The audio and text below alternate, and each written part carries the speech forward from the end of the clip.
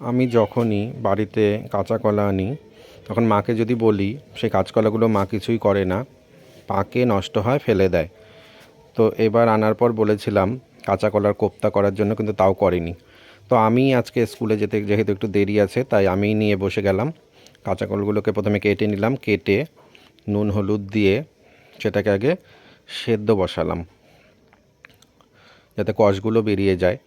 তো কাঁচা কলাটা সেদ্ধ হয়ে যাওয়ার পর সেটার মধ্যে জিরে গুঁড়ো, ধনে গুঁড়ো, হলুদ, নুন, লঙ্কার গুঁড়ো সব দিয়ে কাঁচকলাটাকে সুন্দর করে মেখে নিলাম। তো আমি তো কোনো দিন করিনি, একদিন স্কুলে খেয়েছিলাম কাঁচকলার কোপ্তা, তো ভালো লেগেছিলো, তাই ভাবলাম যে একটু করে দেখি। তো কাঁচকলার কোপ্তা সব মশলা টশলা দেওয়ার পর সেগুলোকে ভালো করে মেখে নিলাম। তো এটা দিয়ে মাখছিলাম, তো মনে হচ্ছে এটার থেকে আমার হাতে মাখাটাই বেশি ভালো হবে।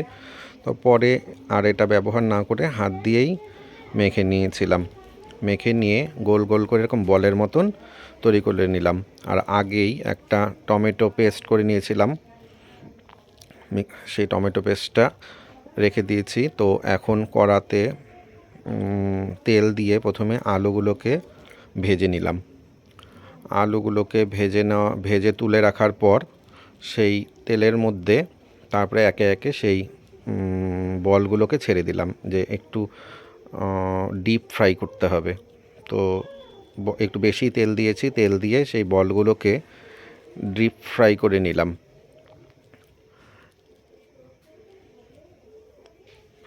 ডিপ ফ্রাই করে বলগুলোকে তুলে রাখলাম।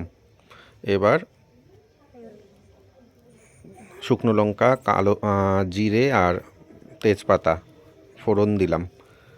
ফোড়ন দিয়ে তার মধ্যে যে আগে থেকে টমেটো পেস্টটা করে রেখেছিলাম সেই টমেটো পেস্টটাকে ঢেলে দিলাম। ঢেলে দিয়ে কিছুক্ষণ কষানোর পর তার মধ্যে কাশ্মীরি শুকনো লঙ্কার গুঁড়ো, জিরে গুঁড়ো, ধনে গুঁড়ো, হলুদ আর স্বাদ মতো নুন। তো নুনের পরিমাণটা আমি জানি না কতটুকু দেবো, তো আইডিয়া করে দিয়েছি। তো ঠিকই ছিল, বেশি হয়নি। হওয়ার পর ঝোলটা একটু জল দিয়ে ফোটার পর সেই বলগুলোকে ছেড়ে দিলাম। ছেড়ে দিয়ে এখন একটু ঝোলটা টানুক। ঝোলটা টানা হয়ে গেল, এখন ঘি আর গরম মশলা গুঁড়ো ঝোলের মধ্যে দিয়ে গ্যাসটাকে অফ করে দিলাম।